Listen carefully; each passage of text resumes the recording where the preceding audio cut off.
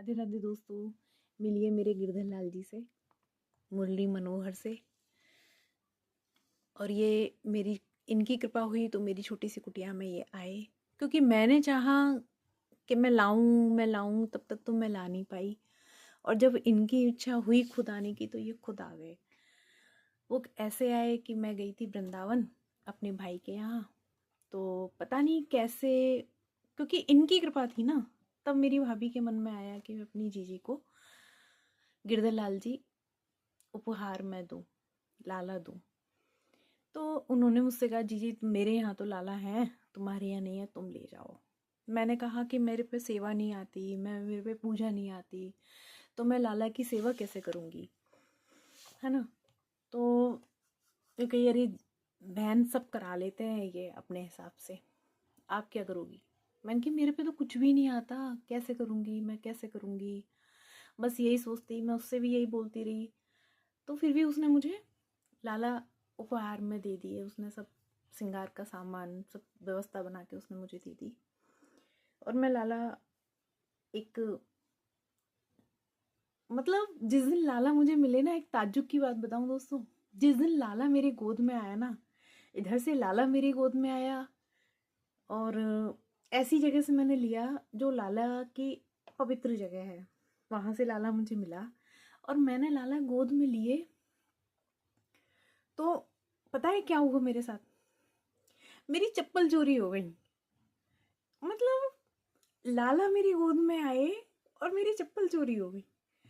मतलब मुझे लगा कि लाला की ये इच्छा है कि तुम मुझे लेके जा रही हो तो चप्पल क्यों पहन के जा रही हो, नंगे पैर लेके चलो।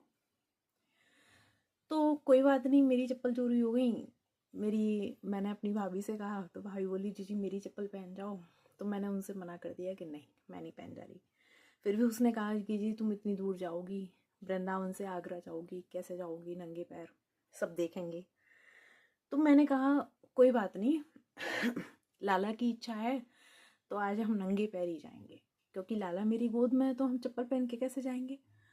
चप्पल मेरी खो गई तो दोस्तों एक सुकून मेरे मन में हुआ कि मेरे सारे संकट यहीं रह गए। मतलब ये ऐसा लगा कि एक तो लाला कह रहा है तो मुझे गोद में लेके जा रही है तो चप्पल पहन के कैसे जाएगी मैया, है ना।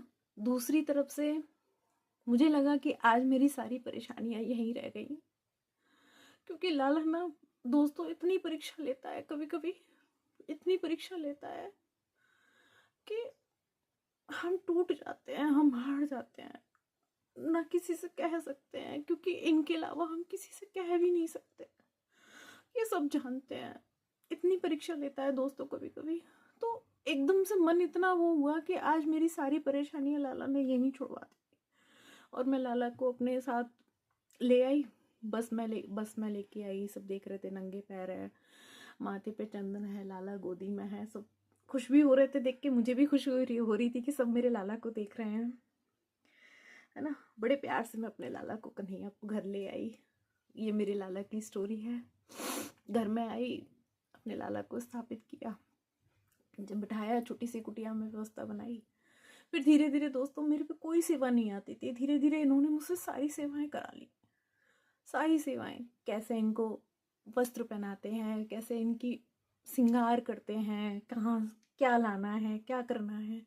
और सबसे अच्छी बात बताऊं दोस्तों कि मुझे अपने लिए लाने का तो सुध ही नहीं रहता।